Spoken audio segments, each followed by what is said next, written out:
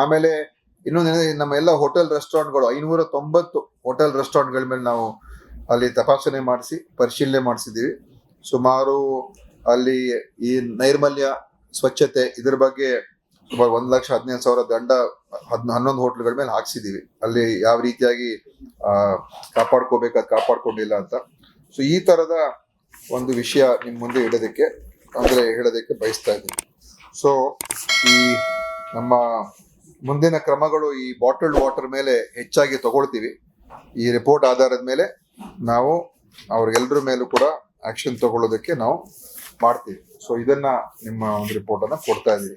ಆಮೇಲೆ ಇನ್ನೊಂದೇನೆ, ನಮ್ಮ ಎಲ್ಲ ಹೋಟೆಲ್ ರೆಸ್ಟೋರೆಂಟ್ಗಳು 590 ಹೋಟೆಲ್ ರೆಸ್ಟೋರೆಂಟ್ಗಳ ಮೇಲೆ ನಾವು ಅಲ್ಲಿ ತಪಾಸಣೆ ಮಾಡಿಸಿ ಪರಿಶೀಲನೆ ಮಾಡಿಸಿದ್ದೀವಿ. ಸುಮಾರು ಅಲ್ಲಿ ಈ ನೈರ್ಮಲ್ಯ ಸ್ವಚ್ಛತೆ ಇದ್ರ ಬಗ್ಗೆ ಸುಮಾರು 1,15,000 ದಂಡ 11 ಹೋಟ್ಲ್ಗಳ ಮೇಲೆ ಹಾಕ್ಸಿದೀವಿ. ಅಲ್ಲಿ ಯಾವ ರೀತಿಯಾಗಿ ಕಾಪಾಡ್ಕೋಬೇಕಾದ್ ಕಾಪಾಡ್ಕೊಂಡಿಲ್ಲ ಅಂತ. ಸೊ ಈ ತರದ ಒಂದು ವಿಷಯ ನಿಮ್ ಮುಂದೆ ಹೇಳೋದಕ್ಕೆ ಬಯಸ್ತಾ ಇದ್ದೀನಿ. ಸೊ ಈ ನಮ್ಮ ಮುಂದಿನ ಕ್ರಮಗಳು ಈ ಬಾಟಲ್ಡ್ ವಾಟರ್ ಮೇಲೆ ಹೆಚ್ಚಾಗಿ ತಗೊಳ್ತೀವಿ.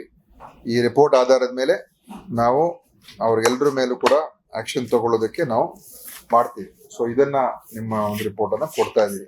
ಲೇಟೆಸ್ಟ್ ಹಾಗೂ ಇಂಟ್ರೆಸ್ಟಿಂಗ್ ಸುದ್ದಿಗಳಿಗಾಗಿ ಬಾಸ್ ಟಿವಿ ಕನ್ನಡ ಚಾನೆಲ್ನ ಸಬ್ಸ್ಕ್ರೈಬ್ ಮಾಡಿ. ಹಾಗೆಯೇ ಬೆಲ್ ಐಕಾನ್ ಪ್ರೆಸ್ ಮಾಡಿ. ಇದರ ಜೊತೆಗೆ ಫೇಸ್ಬುಕ್, ಇನ್ಸ್ಟಾಗ್ರಾಮ್, ಎಕ್ಸ್ ನಲ್ಲೂ ಮಿಸ್ ಮಾಡದೆ ಫಾಲೋ ಮಾಡಿ.